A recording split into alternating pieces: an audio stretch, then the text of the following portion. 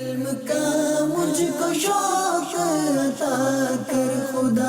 علم نافع ملے از پائے علماء، علم نافع ملے از پائے علماء۔ الحمدللہ رب العالمین والصلاة والسلام علی سید الانبیاء والمرسلین، اما بعد فاعوذ باللہ من الشیطان الرجیم، بسم اللہ الرحمن الرحیم۔ الصلاة والسلام علیک یا رسول اللہ وعلی آلک واصحابک یا حبیب اللہ، الصلاة والسلام علیک یا نبی اللہ وعلی آلک واصحابک یا نور اللہ۔ مدنی چینل کے ناظرین، سلسلہ ہے لائبریری، جس میں ہم روزانہ کسی ایک نئی کتاب سے متعلق معلومات حاصل کرنے کی کوشش کرتے ہیں، اور نیت یہ ہوتی ہے کہ ہم ناظرین تک کسی ایک موضوع پر ایک نئی کتاب کا تعارف پیش کریں، تاکہ ہمیں معلوم ہو کہ اگر اس موضوع پر ہمیں پڑھنا ہے تو کون سی کتاب ہمارے لیے بہت زیادہ مفید ہو سکتی ہے۔ بعض اوقات لوگ پڑھنا چاہتے ہیں لیکن کنفیوز ہوتے ہیں کہ اس موضوع پر ہم کیا پڑھیں۔ الحمدللہ دعوت اسلامی کے دینی ماحول میں پڑھنے پڑھانے کا، کتب بینی کا بہت زیادہ شوق دلایا جاتا ہے، اور الحمدللہ امیر اہل سنت کی برکت ہے کہ ہزاروں کی تعداد میں لوگ روزانہ کچھ نہ کچھ پڑھنے کی سعادت حاصل کرتے ہیں۔ ناظرین، کتابیں تو بے شمار، رائٹرز بھی بے شمار، لیکن کچھ رائٹرز ایسے ہوتے ہیں کہ جو صدیاں گزرنے کے باوجود اپنا امپیکٹ چھوڑ کے جاتے ہیں۔ کچھ کتابیں ایسی ہوتی ہیں کہ جنہیں اللہ پاک بہت بڑا مقام اور مرتبہ اور قبول عام کی دولت عطا فرماتا ہے۔ لاکھوں کتابیں لکھی گئی، ہزاروں مصنفین گزرے، لیکن آخر کیا وجہ ہوتی ہے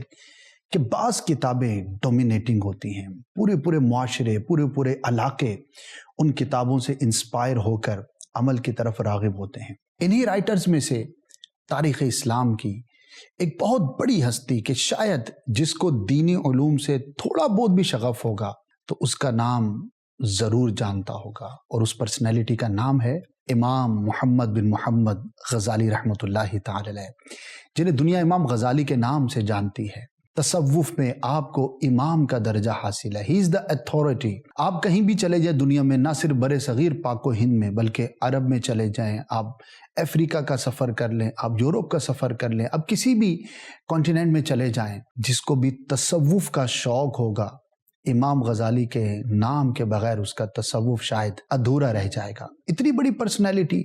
اللہ پاک نے اتنا بڑا مقام اور مرتبہ عطا فرمایا کہ صدیاں گزرنے کے بعد بھی آج ان کی کتابیں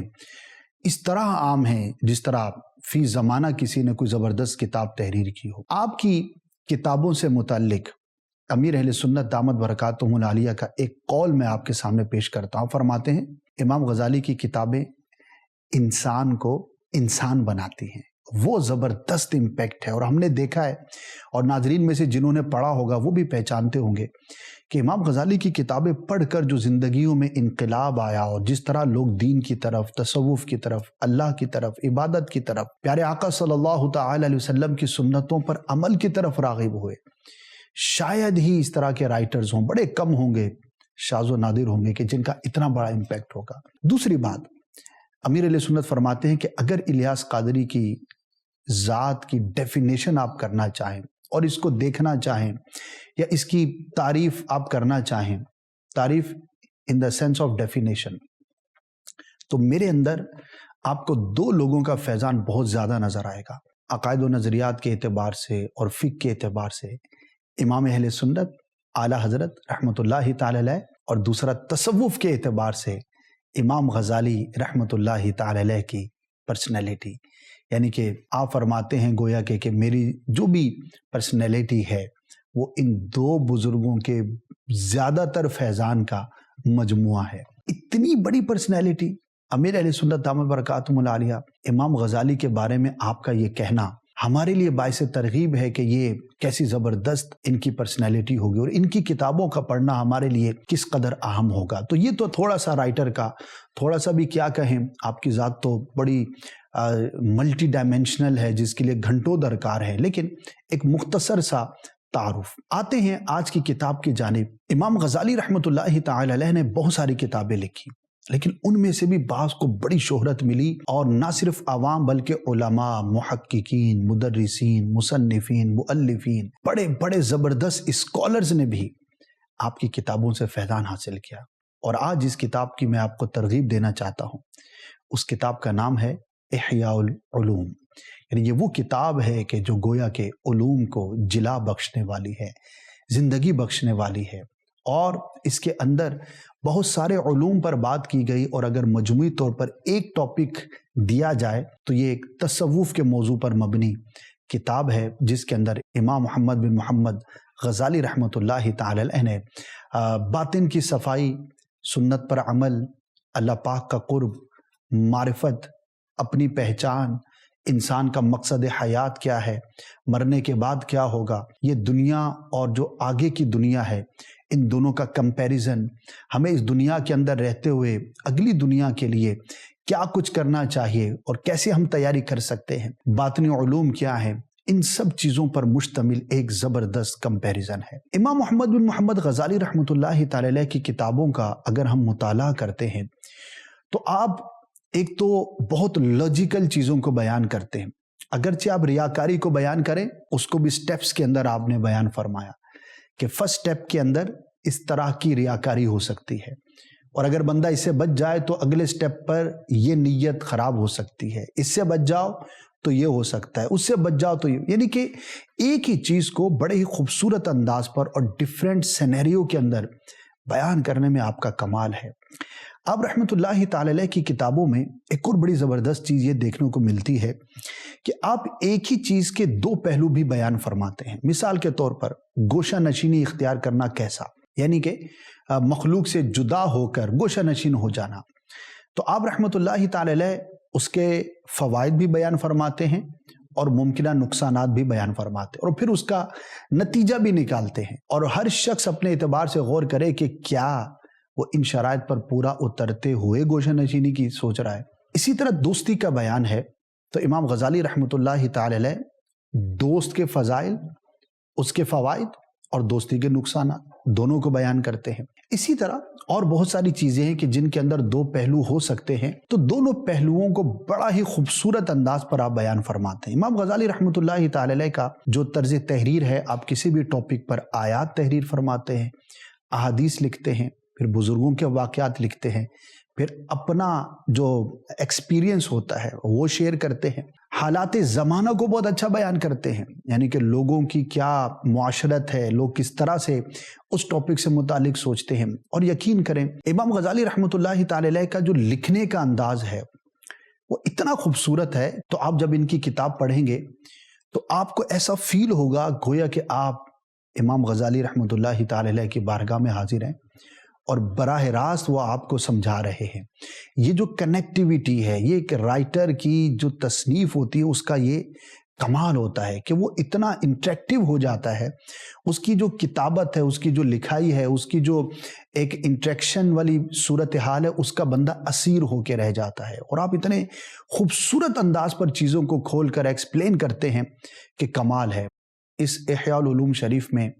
آپ نے درست عقائد و نظریات پر بھی کلام فرمایا، باطنی امراض پر بھی کلام فرمایا، منجیات پر بھی کلام فرمایا، وہ چیزیں کہ جو نجات دینے والی ہیں، مہلکات پر بھی کلام فرمایا، وہ چیزیں کہ جو ہلاک کرنے والی ہیں۔ خاص طور پر یہ منجیات اور مہلکات کا جو بیان ہے یہ 4 اور 5ویں جلد میں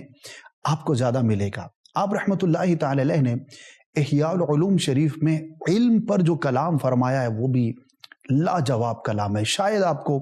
کسی اور کتاب میں نہ ملے۔ پریفرنس کا معیار کیا ہونا چاہیے اور کیا ہوتا ہے اس کو آپ نے بیان فرمایا ہے کہ جو مختلف قسم کے جو علوم ہیں، کیونکہ اس کتاب کا نام ہی احیاء العلوم ہے، تو شروع میں ہی آپ نے ایک بڑی زبردست بحث فرمائی کہ وہ کون سا علم ہے جو زیادہ افضل ہے اور کیوں ہے، اور اس پر پھر اقوال بزرگان دین کو آپ نے جمع فرمایا ہے۔ اس کتاب کو آپ نے عربی زبان میں تحریر فرمایا تھا، صدیوں پہلے یہ لکھی گئی۔ مکتبۃ المدینہ نے جب اس کو شائع کا ارادہ کیا تو اس سے پہلے اسلامک ریسرچ سینٹر آف دعوت اسلامی نے اس پر کام کیا ہے، 5 جلدوں پر اس کو شائع کیا ہے، مختلف پبلشرز نے اس کو مختلف انداز پر شائع کیا ہے۔ میں آپ سے بات کر رہا ہوں دعوت اسلامی کے اشاعتی ادارے نے اس کو 5 جلدوں میں شائع کیا ہے، اور اس پر کام کیا ہوا ہے میں چیدہ خصوصیات عرض کرتا ہوں۔ سب سے پہلے تو عربی سے اردو اس کا مکمل ترجمہ کیا گیا، اور ترجمہ کرنے میں اس بات کا لحاظ رکھا گیا کہ ترجمہ آسان ہو، سلیس ہو، اور فی زمانہ جو عوام اردو زبان کو سمجھ پاتی ہے وہ الفاظ اور ان جملوں کا استعمال کیا جائے۔ کوشش یہ ہوتی ہے، بہترین ترجمہ وہ ہوتا ہے کہ جو مصنف کی اصل جو روح ہے اس کو باقی رکھے اور اس کے ساتھ ساتھ اس میں جو بھی چیزیں ہیں ان کو انکلوڈ کیا جائے۔ اسلامک ریسرچ سینٹر نے احیاء العلوم شریف کی مکمل تخریج کا کام کیا، آیات کا ریفرنس، احادیث کا ریفرنس بھی بیان کیا۔ ایک حنفی قاری کے لیے بعض مقامات پر مشکل ہو سکتی ہے کیونکہ امام محمد بن محمد غزالی رحمۃ اللہ تعالی علیہ شافعی تھے، اور آپ نے جہاں پر مسائل کا ذکر کیا وہاں پر شوافع کے جو موقف ہیں ان کو ذکر کیا، ان کے مسائل کو لکھا۔ ظاہر ہے آپ شافعی تھے تو آپ اسی اعتبار سے لکھیں گے۔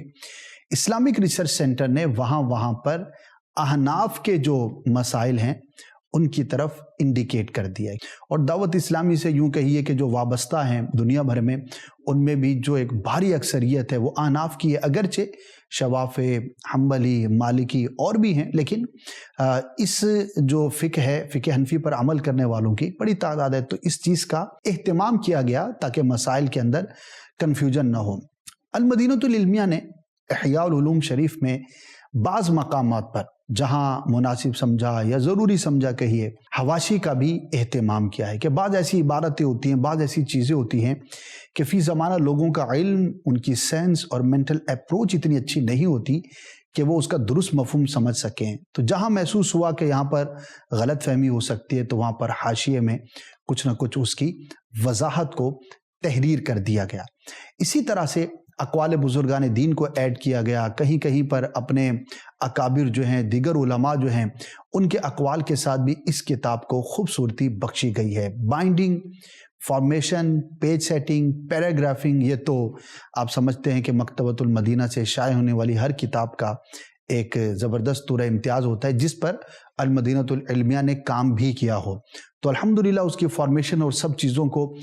بہت اچھے انداز پر کمپیوٹرائز جو کمپوزنگ ہوتی ہے اس کے ساتھ شائع کیا گیا ہے، اور اس کے سینکڑوں صفحات ہیں، تقریباً ہر جلد ہی کئی 100 صفحات پر مشتمل ہے، لیکن ہدیہ جو ہے اس کا اونلی 4100 روپے، 4100 روپیز کے اندر آپ کو یہ کتاب میسر ہو سکتی ہے۔ چاہیں تو فزیکل جا کر کسی بھی مکتبۃ المدینہ کی برانچ سے حاصل کر سکتے ہیں، اور چاہیں تو dawatIslami.net سے انٹرنیٹ سے اس کو PDF ڈاؤن لوڈ کر لیجئے، یا مخصوص شہروں کے اندر رابطہ کر کے گھر بیٹھے منگوا لیجئے۔ اب یقین کریں یہ کتاب تو اتنے فضائل کی ہے اور اتنی ڈائیورسٹی ہے کہ اس کو بیان کرنے کے لیے یہ 12-15 منٹ ناکافی ہیں، لیکن میں نے کوشش کی کہ چیدہ باتیں آپ کو میں عرض کروں، اور آخر میں یہ بات ضرور عرض کروں گا کہ شیخ طریقت امیر اہل سنت دامت برکاتہم العالیہ جن کتب کا بہت زیادہ آپ ترغیب ارشاد فرماتے ہیں اور جس کی بہت زیادہ آپ امفیسائز فرماتے ہیں، احیاء العلوم شریف ان کتابوں میں سے ایک کتاب ہے، بڑی برکت والی کتاب ہے، پریکٹسنگ کتاب ہے۔ اس پر آپ عمل کریں گے تو انشاءاللہ آپ کو مزہ آ جائے گا، اور ہم نے کئی لوگوں کو امام غزالی رحمۃ اللہ تعالی علیہ کی کتابیں پڑھ کر اپنی زندگیوں کو تبدیل کرتے ہوئے دیکھا ہے۔ انشاءاللہ عز و جل اس کتاب کا اضافہ آپ کی لائبریری کی خوبصورتی میں ضرور اضافے کا باعث ہوگا۔ گویا کہ آپ کے پاس بہت ساری کتابیں ہیں تو ایک گلستان ہے،